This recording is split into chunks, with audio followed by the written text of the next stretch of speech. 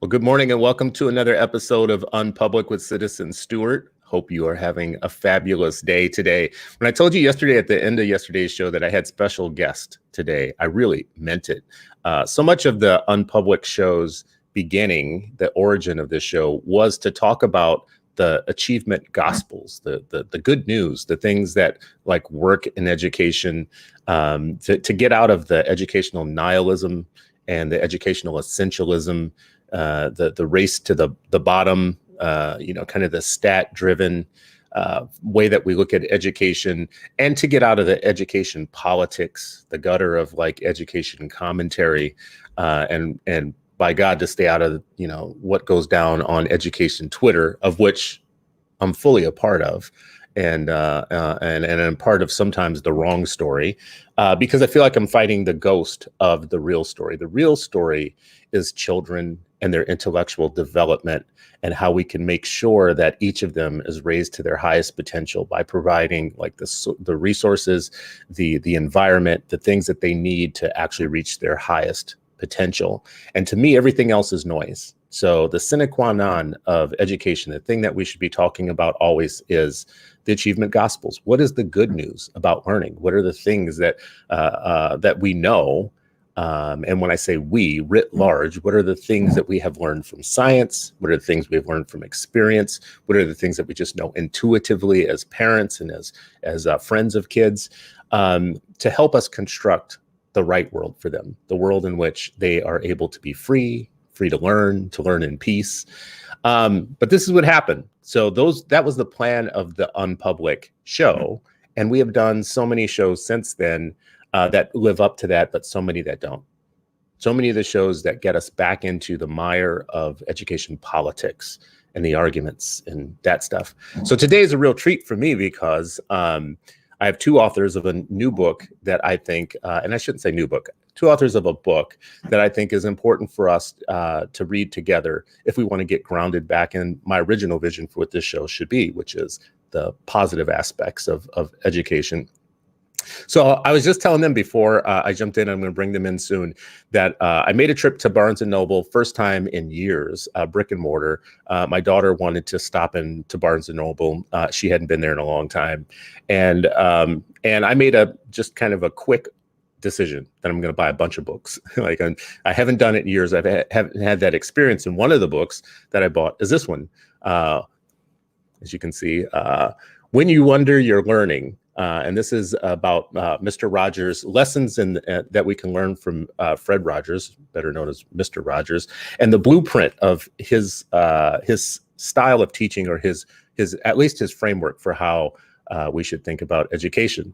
And I thought this is such a great book to take me back into what I care about and off the kind of the beaten path of the angry politics of education.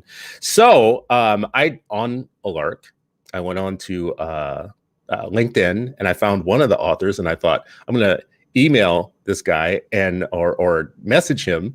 And I'm like, he's not going to get back to me, because that's just the way it is. He's probably some big fancy book writer somewhere who, some fancy author in Manhattan enjoying the good life, eating fancy meals and stuff. And there's no way he's going to like respond.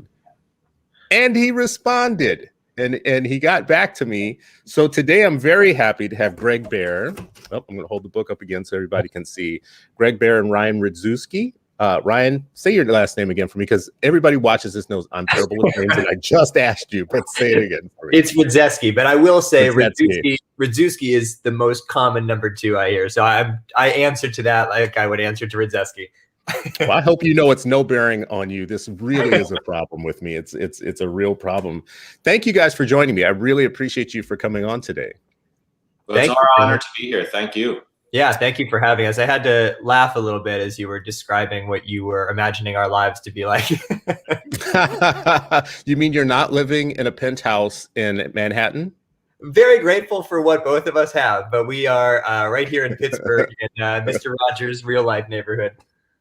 I want to ask about your Pittsburgh connection to Mr. Rogers, just as a jumping off point. Let me just say this. In my own life and my own childhood, there were people like Mr. Rogers who created a world, and that world had a logic system, and it was very inviting. So as a child, as a young person, some of my best lessons came from immersing myself in some well-designed world someone else created, right? And one of those was Jim Henson. So Jim Henson created this entire world. So I've been fascinated with Jim Henson my entire life. Like, where on earth did all this come from with this guy? Like, how did he dream this all up? And then I learned there was a logic behind it too. It was there was educational value to it. It wasn't just a Muppet man. Same thing with Charles Schulz. He created a world in which I had all his books as a kid, and you immersed yourself. So then Fred Rogers, obviously one of the OGs, or I should say OT, one of the original teachers on television, right? So was your attraction to tell the story about what we can learn about learning through Fred Rogers specific to something that was essential about him and his teaching, or was it that you had a hometown connection and you knew a little bit more about his life? It's probably a little bit of both, maybe more so the latter. And I should note, with a last name like Behr, I'm a huge Fozzie Behr fan of my So good. So as Ryan said, look, we're Western Pennsylvania kids. I grew up here in Pittsburgh. Ryan grew up in Erie. And so we have an emotional tie like you do, and maybe even more pronounced because we grew up here in Western Pennsylvania, and all of those places that Fred Rogers took us to in his neighborhood, the fire halls, the factories, turns out most of those were right here in Western Pennsylvania. But it's also true that as adults, coming to appreciate Fred Rogers differently and seeing him as a learning scientist is what really was our aha for this book. And as two people, me as a parent, Ryan as a former teacher, both of whom work in the field of education, really coming to understand Fred and wanting to support education and our learning landscape brilliantly, and seeing in Fred's work blueprints for what we might do to support the learning landscape in support of our kids, their families, and our educators in and out of school. Mm-hmm. So it was a little bit of both. I mean, you had a hometown connection, but when you dug in, there was a burning reason to stick with it. What about you, Ryan? Yeah, so I, like Greg, grew up thinking of Fred Rogers as the nice guy in the sweater, which he absolutely was. He made us feel good about ourselves. He made us feel good about, I've been reading your blog, Christopher, what you might call our God-given talents. The entire goal of the neighborhood was to help us discover what those are and to help them develop them in whatever way we saw fit for ourselves. As we started to dig into this story, though, we realized that Fred Rogers was so much more than that. He was a learning scientist. Everything he did was grounded in his work with what were then some of the top minds in child development, all of whom happened to be working in Pittsburgh in the 1950s when Rogers got his start. So that was one realization, that the neighborhood was more than, good feelings. It was grounded in science. The second was, as we were digging into modern learning science and reading, the latest research papers, talking to learning scientists here in Pittsburgh and beyond, a lot of the things they were saying sounded less scientific. They weren't talking about things that could be measured. They weren't talking about data or the sort of statistic-driven conversation you mentioned at the beginning of the show. They were talking about, like, how do we make sure kids feel safe? How do we create an environment for them in which they feel they belong, in which they feel that they matter? If you talk to some of these scientists, if you read some of their work, it sounds less like science and more like a script from the neighborhood. And we realized that a lot of what Rogers was doing was, in many cases, years, sometimes decades ahead of his time. Yeah, so he was doing a lot of, there was an intelligent design to the neighborhood, right? The neighborhood wasn't puppets and lights and whatever. It was puppets and lights, but there was an intelligent design behind it. Who were some of the scientists of the time that you say, that kind of were abundant in Pittsburgh that he was drawing on? What were their main kind of contributions to his thinking? Yeah, sure. Oh, go ahead, Greg. I was going to say, let's start with pediatrician Benjamin Spock, who generations of families know. He created Arsenal Family Center right here in Pittsburgh and ended up working with the German-American psychologist Erik Erikson of world renown. And add to that a third person in this pantheon, Margaret McFarland, also a psychologist at the University of Pittsburgh. All three of them happened to be here in Pittsburgh in the 1950s and 60s. It's sort of a golden age of child development theory and practice of the 20th century. And it was their work that Fred Rogers studied. He worked very closely with Margaret McFarland on the production of his television visits and reviewed every script, every lyric, everything that he put into that show. And there was a deliberate, intentional approach to what he was learning to everything that we saw and experienced on the program, except that it was also seamless. We didn't know it was there, but it was well thought out and crafted. Ryan? Yeah, I would just add that he began with some of these world famous names and some less famous, like his mentor, Margaret McFarland. Over time, you can see the program really being influenced by the incredible actors and musicians who he hired to be in the neighborhood. People like Maggie Stewart, who was an expert in American Sign Language. People like Johnny Costa, who was the pianist in the neighborhood for decades. One of Rogers' great innovations was to take the science he was learning from folks like Dr. Spock and Eric Erickson and Margaret McFarland and others, and merge it with the art and the philosophy of the people in what he called his neighborhood, both in real life and on television. So if we could just back up to Dr. Spock, for instance, what's his big contribution? Like, what's his thing? I think of him as like the be kinder to children, think about the way that you interact with them. Maybe he wasn't the inventor of the timeout, was he? He was a nurture guy, wasn't he? And when we talk about learning science today, we start thinking about pedagogy and pedagogical things, but some of these things were more about relationships and child rearing and child development, right? So Dr. Spock, what was his main contribution?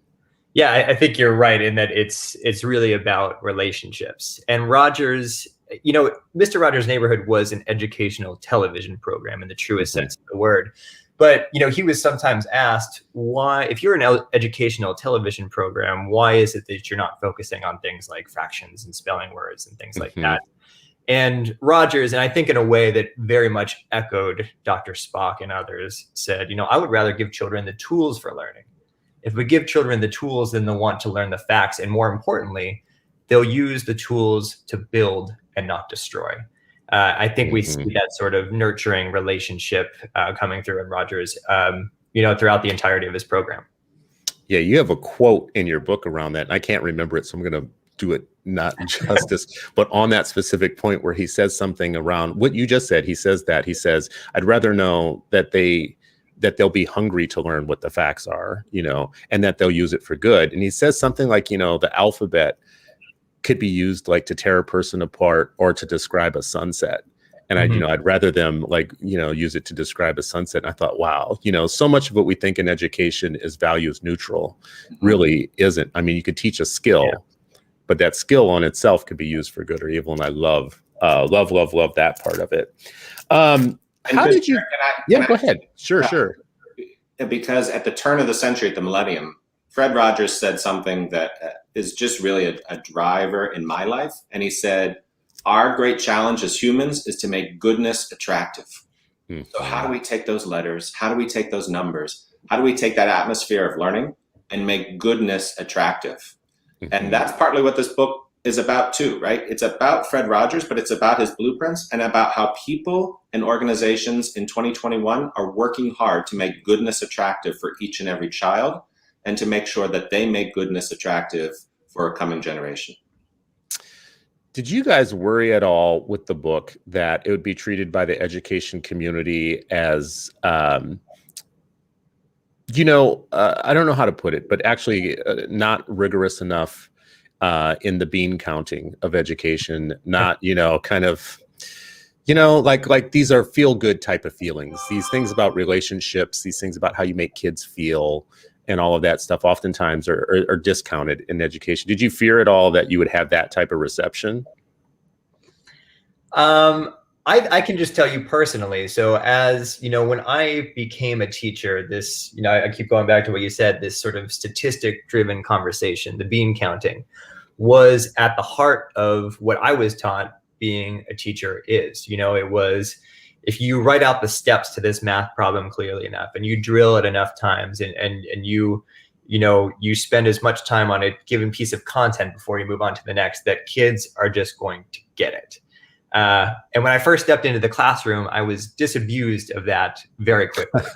And so, I mean, just for me personally, digging into what Rogers was doing in creating that environment and in sharing these tools for learning that make learning those facts possible. For me, I found it very inspiring. I found, I guess, what was probably missing in my own classroom. And I was excited to be able to share that with parents and teachers and anyone else who works with children. Do you think that I have something that I often on the show called the Monday problem?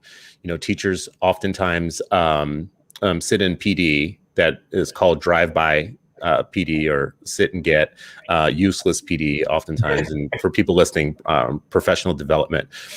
Probably in my 15 years of really paying attention to education as a parent activist, probably the number one claim I've heard from teachers the most aggravating thing to them is professional development. And part of it comes down to what I've called the Monday problem, which is this thing that I'm listening to or seeing going to help me be better on Monday for my kids? Like when I get in the classroom, am I going to be any better for having spent this hour with you or this time with you? If I read this book this week and finish it and polish it off and think, man, that was a great read. I had some practical things in there. I had some aspirational things or whatnot. You as a teacher, Ryan, does this make you better on Monday? Is there anything that you take away from this that actually becomes immediately useful to you in the way that you approach your kids the next time you see them? That's interesting. I should clarify that I'm not a teacher anymore. I'm writing full time now. But if I were still in the classroom, absolutely. I mean, I think all of us know on some level that building relationships is important. But I did not walk into my classroom with the mindset that relationships are everything. It was fun to get to know my students, to get to know what their talents are. But I really pictured, my job as being making sure at the cost of everything else that this math problem was mastered, or that this paragraph was written according to whatever standards were handed down to me. I wonder now what my students remember me as. I like I said, I remember Mr. Rogers as the nice guy in the sweater. What do they remember me as? And I should clarify, we had a good time together. We had a great relationship. Do they remember you as the mean Mr. Ryan? I don't think so. But I would like for them to remember me like I remember Rogers. Was I that person for them? Not as much as I would have been had I written this book before I stepped into the classroom. Yeah, that's so interesting. What do you remember your teachers as? Yeah. I often hear people say they remember that one teacher who made a difference or who was so great or whatnot. And I've always thought how weird that is that they remember one teacher or that one, and rather than a long line of teachers. Many people have that one that made a difference. And for me, that one teacher is always the one teacher who saw me as a human being and who shared his or herself as a human being. Teachers who I felt like I knew on a human level versus teachers who were just there as grading machines, for lack of a more graceful term. Yeah, I watched in prep for this show. I watched the movie last night, Mr. Rogers' Neighborhood, or the Beautiful Neighborhood, or what is it? I'm terrible with names, as I always say. Watched it last night. Did you watch the documentary or the?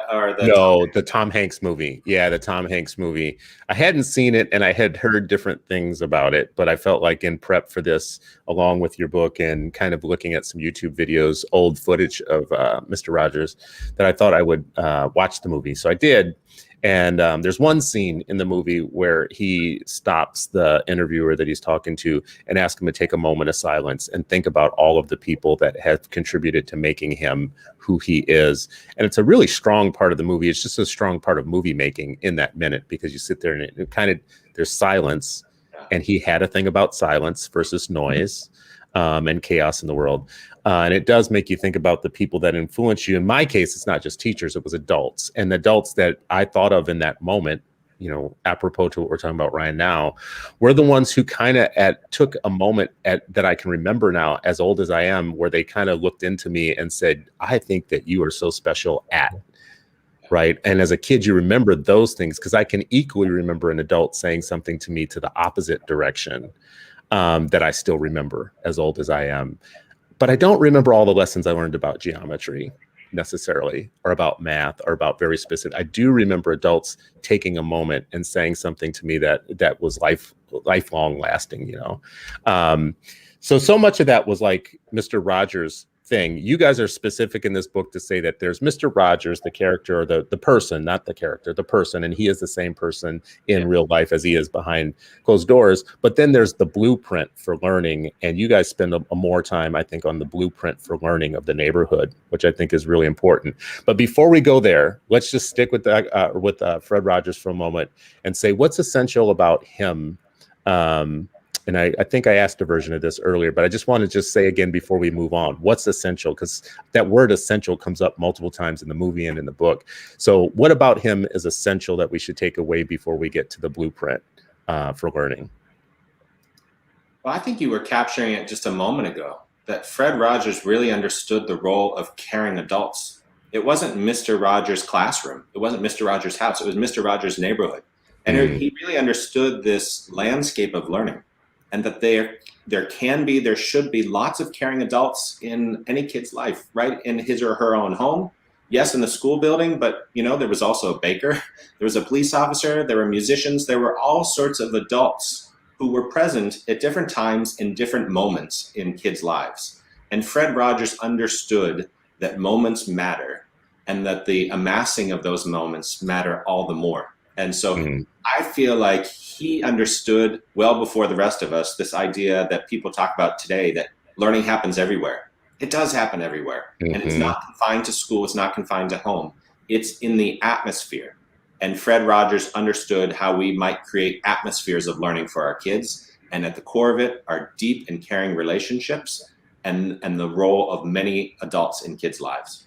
Yeah, there was, Chris, when you were talking about, you know, adults telling you what they saw in you, it reminded me of this anecdote. One of the people we interview in the book is Dr. Valerie Kinloch, who is the dean of the School of Education at the University of Pittsburgh.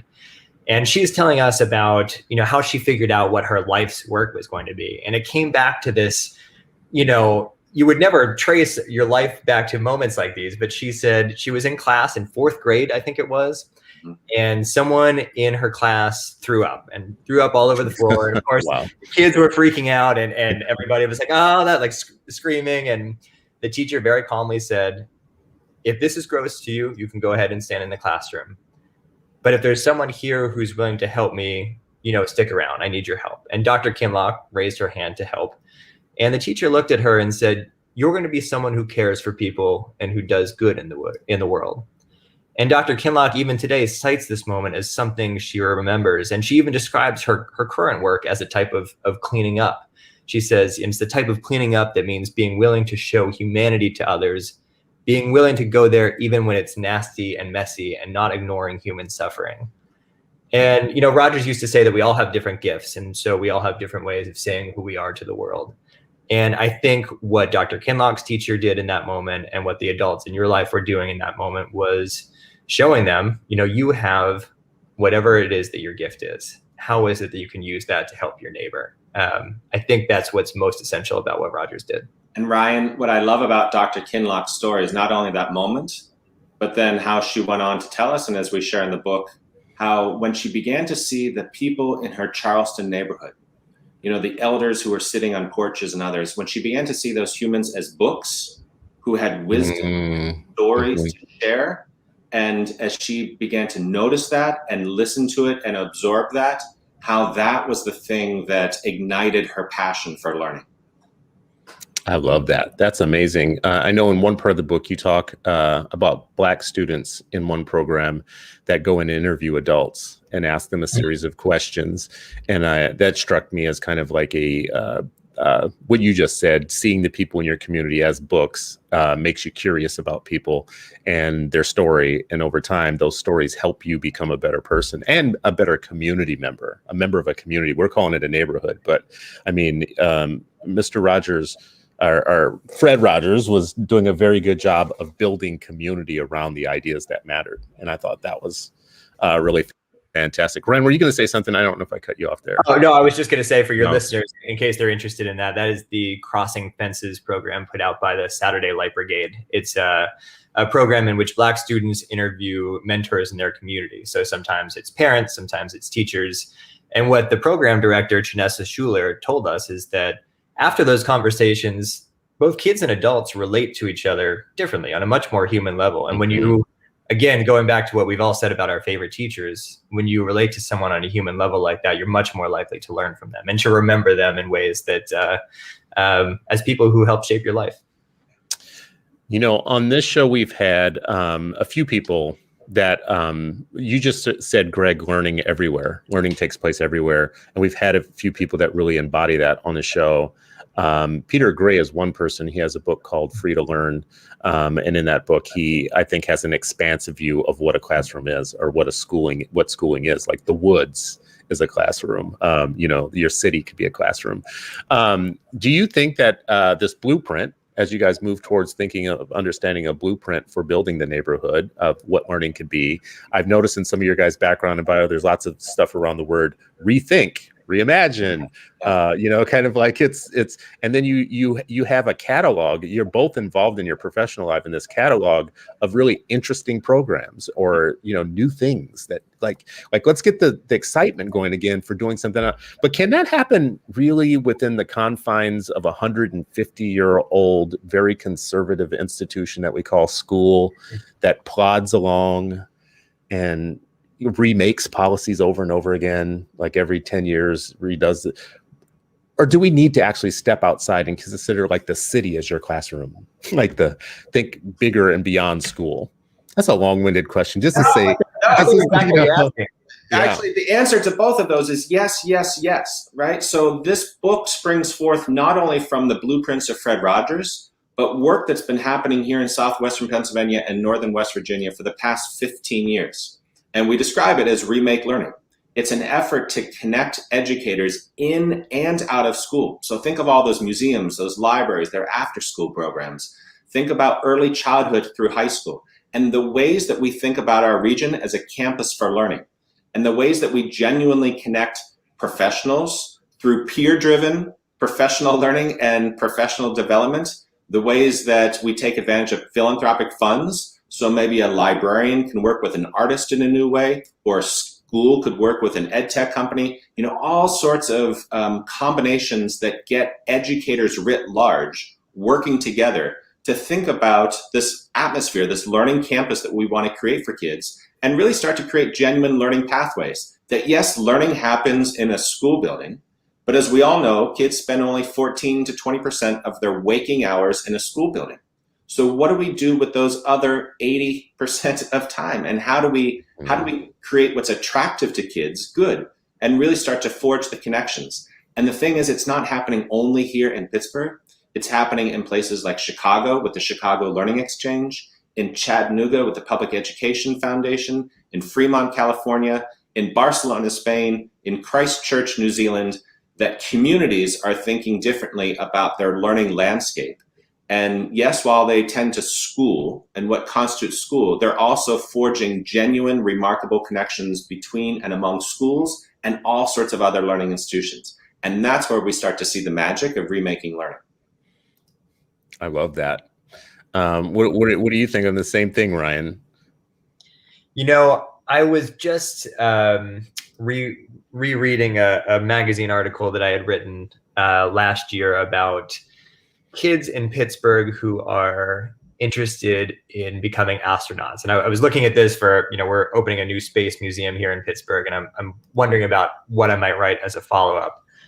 And I was struck as I was rereading this article about where kids trace their trajectory and their guidance to. And it's just what Gregg said. It's school, yes, a little bit, but it's also people in their communities. It's also museums.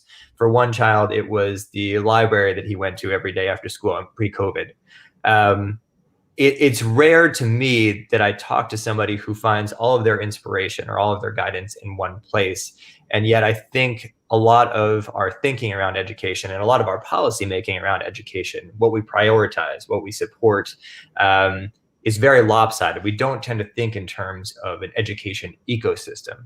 But the more I see that, I think that's how we learn. That's how the kids are telling us that's how they learn.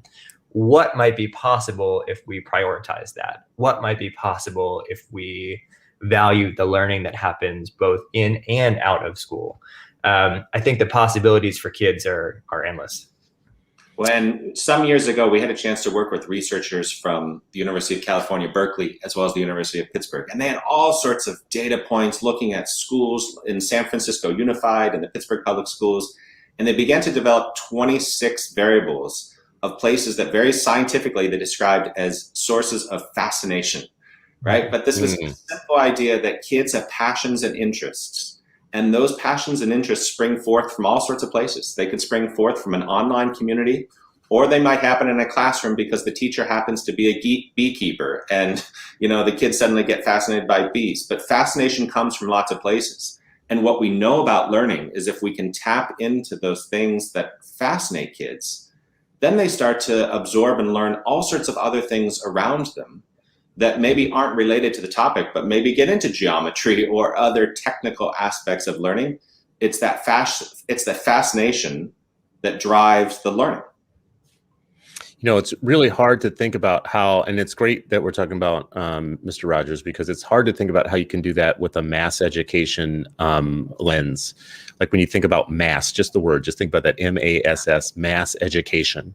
And when that's your lens versus an individualized, let me look into you. Let me see what's special about you. Let me pull out what's special, because if I pull that thread, it will go on forever. You will learn forever. One of the unique things about Mr. Rogers was he was in mass, his technology, his platform was mass television, like mass, he had a mass audience that made you feel like he was looking right into you as an individual. Like you were watching this as a one person, you would think, oh my God, I just feel like really seen by what he just did or said. That is not a gift of education right now. How do you think we get to how do we get to the place where we have this mass institution that thinks in terms of big numbers and kids as an average, like an average of kids, and the C student kind of thing, and AVID, which is a program I think around kind of getting bubble kids into the upward level. Get away from that orientation and make it more personalized and individualized. How does that happen within this mass MASS system? Well, this is where, Fred Rogers talked about this space that you and I are experiencing right now as holy ground. He thought about his program as a television visit that was very personalized. And when I think about what's happening in education right now, there's some things that I get about, and there's some things that I start to think, well, that could be revolutionary. There's some aspects of personalized learning that really excite me. If we start to think about what an individualized education program for every child might look like, and how do we tap into that in developing customized support of humans, technology, other things that support the passions, the interests of each and every child. Fred Rogers did that, what you just described, in a mass communication of television. So how do we think about that in a classroom with all of the tools and devices that are available to us, and use those tools and devices in developmentally appropriate, attractive, good ways? That can be accomplished. And master teachers among us are already doing that. They're not an anomaly. They're just not the majority. One of the biggest pleasures of writing this book was sitting in the archives at the Fred Rogers Center in Latrobe, which is housed at St. Vincent University. In that archive, there are boxes and boxes and boxes stretching back decades with thousands of pieces of individual correspondence, letters sent to Fred Rogers throughout the decades. He individually responded to all of them. And it was fascinating to see not only what it was that children were sharing with Rogers, but then you could draw a through line from those letters to what he was doing, what he was saying in the neighborhood. It became clear that Rogers was deeply listening to his viewers. It was almost a conversation between what they were writing him in the mail and how he was responding in the neighborhood. And I think it's from that listening that Rogers developed the amazing diversity of places, of people, and of professions to which he exposed viewers over the course of 4 decades. Rogers made 900 episodes of The Neighborhood, 900 television visits, as he called them. I don't know that he could have done what he did and exposed children to what he did and made them feel the way he did had he not been listening to them so closely, even though he was using a mass platform that didn't allow him to physically hear his viewers. But that listening was absolutely essential to what he was doing. And it's one of the things that made me think, how much was I listening to my students? How much are we as a society listening to learners, asking them what fascinates them, asking them what they need from us and where we should start when it comes to their learning? That's a super powerful, that actually statement. You just put a tattoo on me. Like there's things that people say that I know for sure that's not going to leave. That's going to stick with me. Our schools are not the best listeners. Our school systems are not the best listeners. They want to involve parents, or they want to educate parents or teach parents so that they can teach kids. But that two-way street of, do you have the pulse of children, what they really care about now and believe? Because that changes year to year, decade to decade and whatnot. And sometimes schools don't. I mean, to be very real with you, there are kids right now that are living a private reality that is completely divorced by their daily career and their K-12 experience. Sure. Right. So in terms of tools, I thought this was interesting in prep for this. TV was seen as one of those things that was going to ruin children. It was going to be the death of them. So was radio before that. Elvis was going to kill kids, radio was going to kill kids. And then TV comes along. I had a teacher I remember very early on who said, I am never going to bring a TV into this classroom, because we had some teachers in our building that would bring the TV and roll it in on the cart. And these big old TVs, roll it in on the cart and play some video for us or something, some documentary. And we had one teacher who was called, the media box is the bane of all, or not, she didn't say bane, is the source of all ignorance. And I'm not going to turn you into ignoramuses. I remember a teacher very clearly saying that. So here's an educator, a guy who comes along and says, no, I'm going to use TV. Even as everybody is saying that TV is going to destroy the young mind, it's a tool, and I'm going to use it as a tool for good.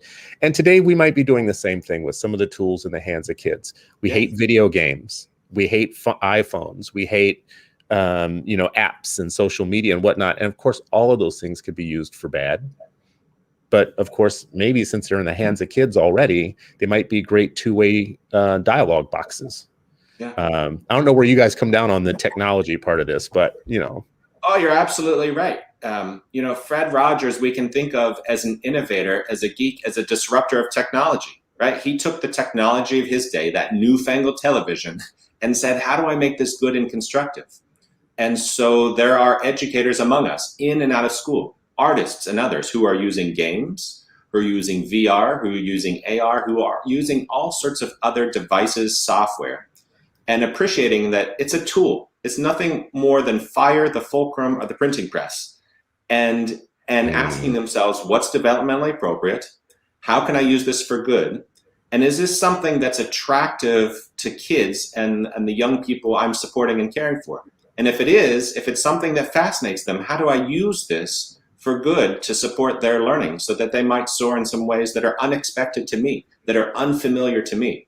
That's how we can use technology smartly in that Fred Rogers way, not when we merely use them as substitutes for things we might otherwise be doing. And it's worth noting that Rogers himself, wrestled with this very issue. He was horrified by television when he first saw it. He saw people throwing pies in each other's faces. I think that was the first image he encountered on the television. He said he hated to see people demeaning one another like that.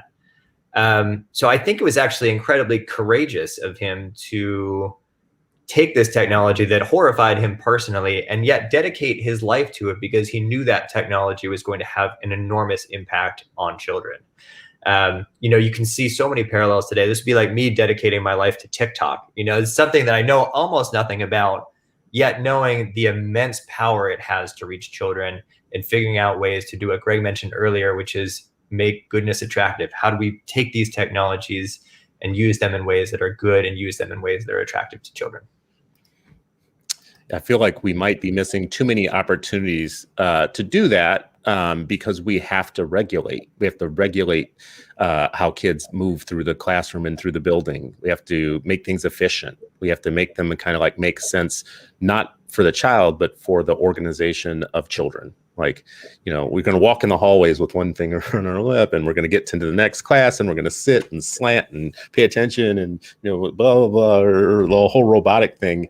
And I would just love, just as this is what I would love, because I love Fred Rogers' empathy for the child that far supersedes his like knowledge of all things great. It's the empathy for the child. How are you feeling? How are you doing, or whatnot? I would love for adults, for parents, to go to one of those highly regulated schools with all the like slant and all that stuff, and have to do it for a day. I would love for adults to be treated the way that those kids are treated for a day, and to walk from classroom to classroom like this, you know, and they do some weird stuff with the, you know, blow, you know, if you want to say something, blow the air in your mouth or something like that. And I think you would walk away just a little bit demoralized, even if you think it's really efficient, you know, and really works for you as an adult.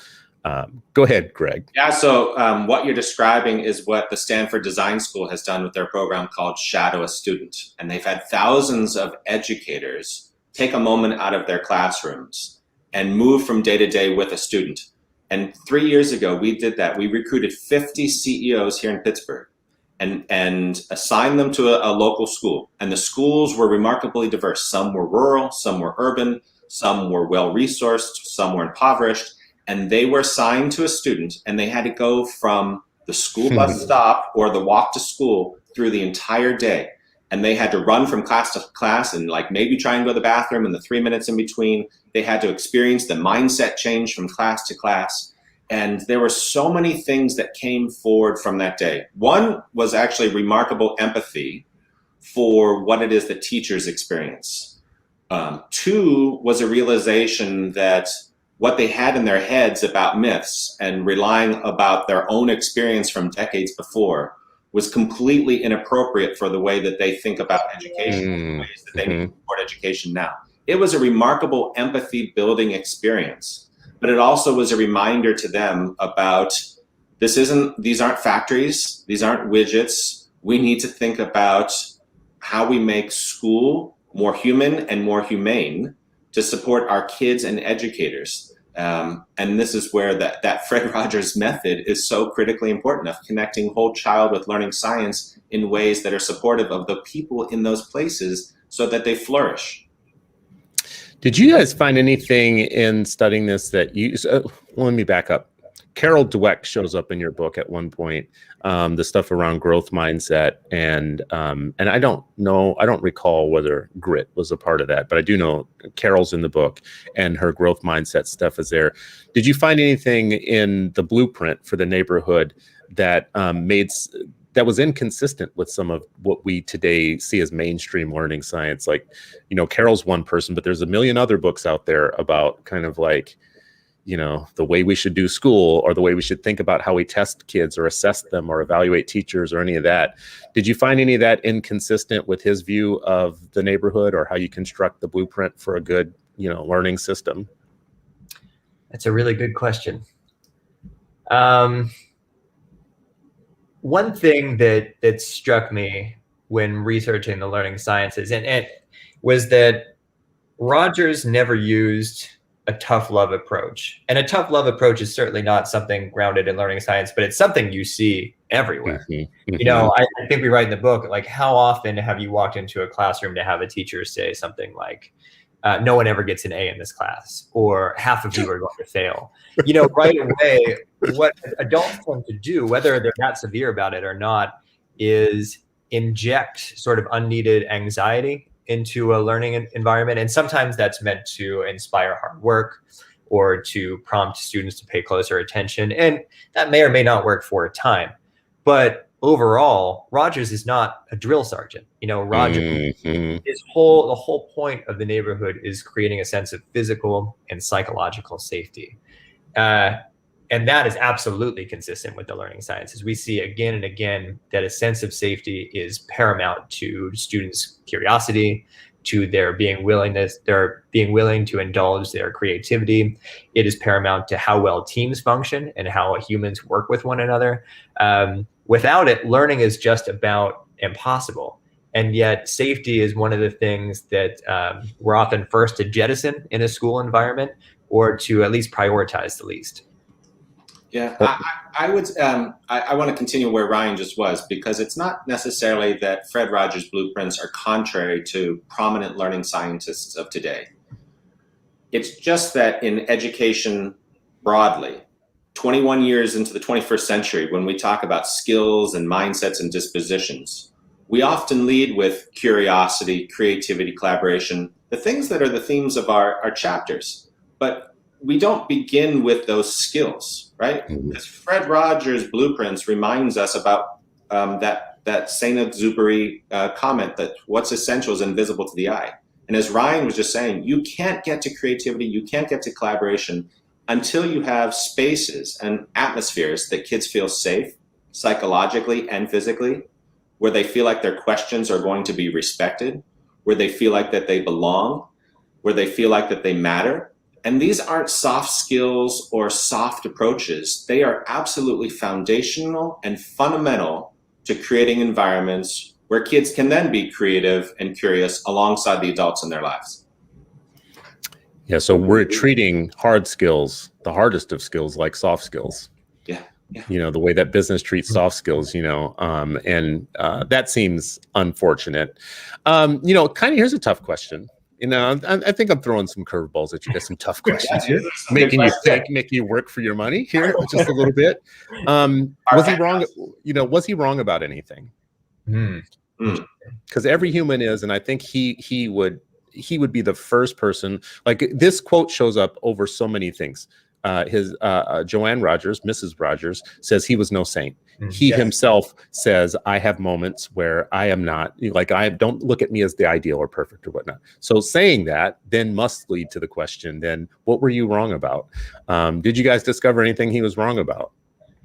That is a fantastic question. And I will say that Rogers did tend to learn as he was going. So there are things that maybe he was wrong about that he would correct over the course of the neighborhood as he learned more. So for example, he sometimes struggled with, if you ever watch The Neighborhood, he'll talk or ask you a question, and then he'll leave space for you to respond.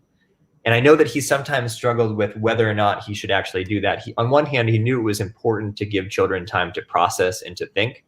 On the other hand, he was adamant about being honest with his viewers, and he didn't want to mislead them into thinking he could actually hear them through the television screen. In the 1970s, he switched from discrete half-hour episodes to these sort of 5-episode theme weeks that would run from Monday through Friday in a continuous narrative arc.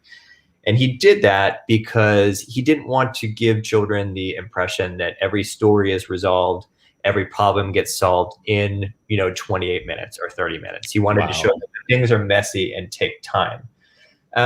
There are lots of accounts of maybe some things he had in the script that might not have landed right with every kind of viewer. His cast and his supporting actors were extraordinarily helpful, came from all sorts of life experiences, and helped Fred understand, no, I think we should say it a different way, because a child from a family like X or a child from a family like Y might not hear it how you intend. I think he probably had blind spots, as all of us do.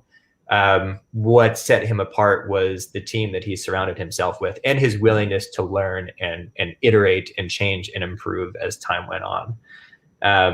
I don't know if that's a great answer to your question. No, it is. I mean, it comes close. Like, listen, I'm putting you on the spot to make you say that Mr. Rogers was wrong about something, which is in its way is a setup. Just so you know. I have to say that. I like that saying that, Maria Montessori got something wrong. Like, that's hard to say, but that quotation from Joanne Rogers is so critical that she relayed. Fred Rogers wasn't a saint, because I think so many of us, including me and Ryan, at one point had Fred Rogers on a pedestal of sainthood. And it's important that we not think about him as some sort of saint, as some sort of perfect person. As Joanne went on to say, no one practiced being Fred Rogers more than did Fred Rogers himself.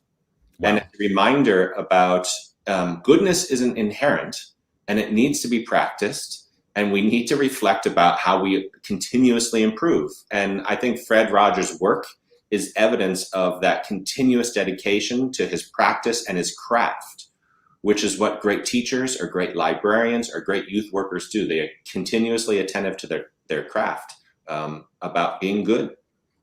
And the last thing I would say about that is that, the message, what Rogers' colleagues, many of whom are still with us today, and they're quoted in the book, Hedda Sharaban, I think, who is the associate producer for a long time, now works for Fred Rogers Productions. The way she put it to us was Fred's message was always be more like yourself. It was never be more like me. And so while Gregg and I are careful not to speak for Fred, I do think he would be the first person to say, well, if something I'm doing isn't working for you, adapt it, change it, discard it. He'd be the first person to tell you that, because his message was always do what feels authentic and right for you and your context. So whether he got things, I'm sure he got things wrong, and I'm sure he would be the first to, ask parents, ask viewers, ask the children themselves to take what they're learning from him and make it work for them in ways that maybe they didn't see. One of the things that he said often was, you're the only version of you. You're the only you there is, that there's ever going to be. I saw him in an interview with Charlie Rose say that. He said, you're the only Charlie Rose there's ever going to be. There's only going to be one of you. So what's essential about you? What's specific about you? And he started Charlie Rose is a master interviewer, and he started turning the interview around on Charlie Rose. I noticed in the movie he did that with the Esquire author that he was talking to or whatnot. But really, he is curious about, I'm looking at a unique person. Like, I'm not looking at a subject, I'm looking at a unique person. So I'm curious about you as an individual, and that is something I think could be so powerful for our young people, to have lots of people in their lives who are curious about what they're going to turn out to be. Like, what's the best version of you you're going to be? That just seems great. Here's another curveball, tough question, I think. And as we're getting closer to time here, I'm going to throw these at you guys. So much of what's essential about him comes from his faith.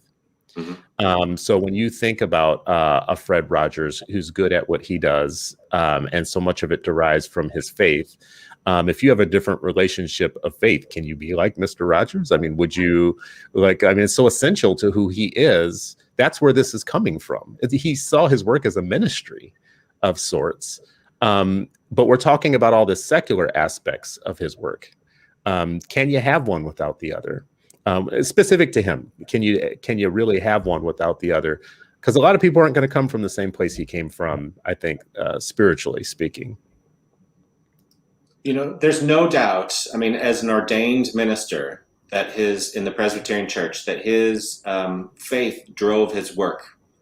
But I think we can look at evidence of 33 years of production that he at no point did he proselytize. Right? He was someone who was grounded in humanity and goodness. And in fact, other traditions like the Quaker tradition, which be closely aligned with the Presbyterian Church, but this attitude of attitudes are caught, right? He had a deep sensibility in humanity, and it was that goodness of humanity and that life is for service that drove his ministry. And I think we see that in his production in a way that is faithful to goodness more than anything. One of his favorite quotes was, St. Francis of Assisi, of course, did not actually say this, but preach the gospel at all times. If necessary, use words. And I think the neighborhood is an expression of that, if nothing else. Yeah, so we're going to come close to wrap, soon here. But Gregg, I have one specific question for you too. I could talk to you guys forever. I want to hold up the book again. I want people to go out and get this, because friends, we're going to talk about this again. And I'm going to do a book club with some friends on this. So please, friends of the show and family, go get this book. We're going to talk about it more, because I think that there's some gospel to this. There's some achievement gospels. There's some good news about what we should be talking about here. But Gregg, very personally for you, and you don't have to give too much insight on this, but I saw in an interview with you talk about how the issue of race and racism visited your house, in a way that you wouldn't expect, you know. So you're living you're just kind of normal life. Your child comes home, your child says something to you at some point. Sorry about my camera going out. Your child says something to you at some point that is racially kind of jarring. You're like, you think to yourself, where did that come from? In that moment, do you feel like the normal human insufficiency as a dad and as a person, as a parent, that Mr. Rogers seems so perfect for the moment? Like, he would know exactly what to say about this moment right now, and I don't. Like, I'm falling so short. Could you talk just a little bit about the story I'm talking about in the moment, and then how you felt as a dad, as a person in that moment, whether you were sufficient or not? And I feel imperfect as a dad almost every day. I'm the dad of 2 beautiful daughters, and I see my job in life as nothing more than in filling them with confidence to be remarkable human beings. My wife is Asian American, so my kids are this beautiful hybrid mix. And you're right, and I feel comfortable talking about this now. So it was in mid-March. It was the end of a week. It was a Friday night. I was exhausted. I wanted to do nothing more than lie on my floor and flip among some NCAA March Madness games. My wife and my younger daughter had gone upstairs. My older daughter was lying on the sofa behind me. And in a moment that came right out over the left field wall, she said to me, "Daddy, am I going to be shot?" And I realized that first of all, I froze. I realized at that moment that the shootings in Atlanta of Asian Americans had come into my household here in Pittsburgh, and that I had this moment, and I was petrified. And I recognize that parents across this country have faced this question. There are many lucky, privileged among us who will never face a question like this. And in that moment, it was this book. It was our own book that came rushing home to me to say, okay, what do I need to do here? Because I can't ignore it and just keep flipping the basketball games. And so I thought to myself, you know, what did I learn from Fred Rogers? What did I learn from these blueprints? I got to make sure that my daughter feels psychologically and physically safe, and I have to communicate that to her. I need to notice this question. I need to notice that she's asked this question. I need to explain to her that actually I don't have the answers and that we're going to wonder together about this. I need to let her know that this is something we can talk about. I need to make sure that she knows that she's loved.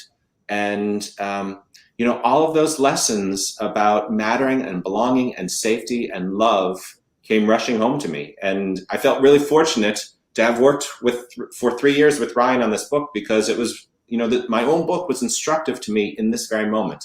And the thing is, as parents, but also as teachers and librarians and other caring adults, we face moments like this all of the time. And some of them are big moments, like I've just described here, and some of them are the little mundane moments. And it goes back to Fred Rogers' lessons about the importance of moments and how they matter, and the atmosphere that we create in those big and little moments in the places that we are with kids. And do we respect childhood? Do we respect childhood in the ways that we need to do for them? And I'm hopeful in that moment I did that for my daughter. I love it as a story. I connected the dots on those 2 things. I saw your interview. I watched the movie. I saw how good he was in moments. I also, like, I'm still fascinated. I don't have an answer to this yet, but still very fascinated with how he was so capably able to handle things like poverty and racism and assassinations and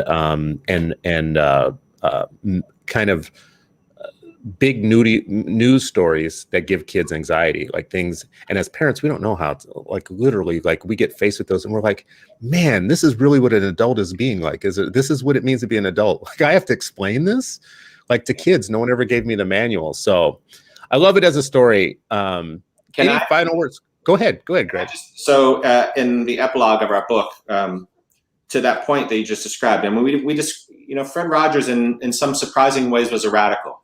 And as Mary Rawson, who is an actor on the Neighborhood, said, in the Neighborhood, violence and war, hatred and intolerance are not painted out of the picture, but neither are they allowed to destroy the canvas. And that was the hope that Fred Rogers gave to us, right? He invited the world. He didn't exclude the world. He brought in those big questions. I mean, could you imagine a children's television producer today inviting assassination and insurrection and racism and other things into a children's television program and say, we're going to talk about these things. He did that. And because he acknowledged kids, he respected childhood. He acknowledged their feelings. He acknowledged their wonderings, whether it was about spoons or about war. And we need to acknowledge that in our respect for childhood. Well, I love it so much.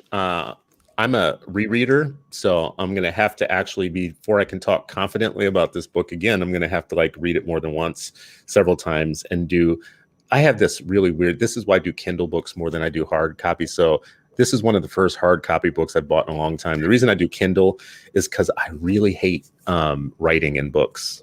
I really hate highlighting. I like my books to stay pristine. I don't like dog-eared pages. I'm like kind of really intense about that, as a matter of fact. So I might have to do the Kindle copy so that I can do the highlights, and highlight my favorite parts. This has been an hour with Gregg and Ryan talking about When You Wonder, You're Learning, Mr. Rogers' Enduring Lessons for Raising Creative, Curious, and Caring Kids. It's a great read. I think this is a great reset for me. I so wanted you guys on the show and was happy that you guys were able to take a break from your life in Manhattan to come and grace the show. Appreciate you guys so much. Please come back as you do something new. I know that, and you talked, I think, earlier today about back to school time might be a time where you guys might have some stuff going on or whatnot. Would love to talk to you again. That'd be great. Thank you so much for having us. It's been such a pleasure, Christopher. And if we ever end up in a Manhattan penthouse or something, we will always be happy to talk to you. Yeah, I'll come visit you guys there. To my listeners and watchers, thank you guys so much. Any day that we can spend talking about how to make life better for our young people is a day well spent. So thank you for giving me your breakfast, your brunch time, whatever this is to you each day, so we can come together as a family and discuss how we build community around our children, and especially build community around the best ideas that help them live up to their God-given potential. So thank you all. We have another great show tomorrow, so join us again, 9 o'clock Central.